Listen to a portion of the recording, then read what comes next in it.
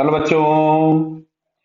यहां दिया है जैसे क्वेश्चन में कि end A of the bar A B in the figure rest on frictionless horizontal surface and B is hinged. ठीक है।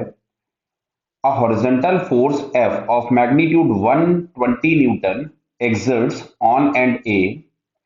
You can ignore the weight of bar. ठीक है। What is the net force exerted by the hinge from B? Clear. तो समझो सबसे पहले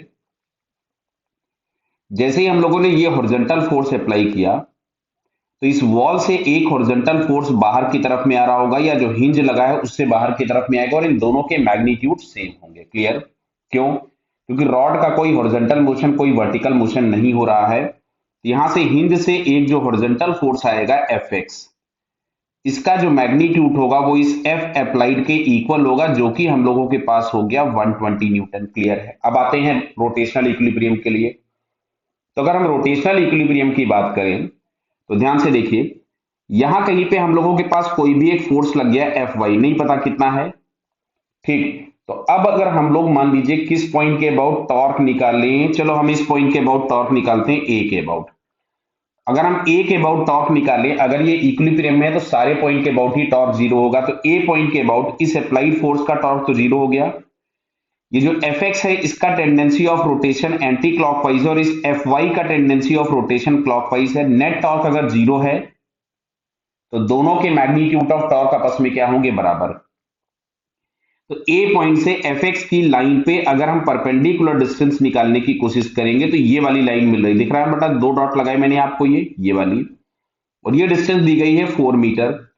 तो जो एफ एक्स का टॉर्क आएगा वो F X into four is equals to magnitude torque F Y का भी उतना ही होना चाहिए।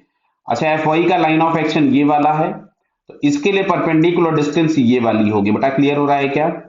तो अब देखो ये समझ में शायद आ जाना चाहिए कि ये हम लोगों को 5 मीटर गिवन था, ये 4 मीटर है, तो इसका जो बेस होगा वो 3 मीटर हो जाएगा, मतलब एफ वाई इंटू थ्री। और एफ एक्स बराबर था हमारे पास 120 into four is equals to F Y into three. तो ये हमारे पास हो गया 40। तो एफ वाई की वैल्यू आपके पास मिलती है 160 न्यूटन। और आपसे पूछा हुआ है कि net exerted force exerted by the hinge. Clear है।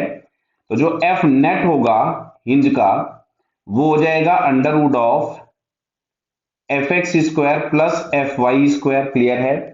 तो एफ एक्स हम लोगों के पास कितना आ रहा था? 120, यानी it is 120 square plus under root 160 का स्क्वायर का कंप्लीट रूट। क्लियर है। इसको अगर हम लोग सॉल्व करें और रूट ले ले प्रॉपर्टी, हम लोगों के पास आता है 200 न्यूटन। तो 200 न्यूटन यहां पे हम लोगों को फर्स्ट ऑप्शन में दिया है, so it's first answer is correct. Okay बेटा, ऑल द बेस्ट।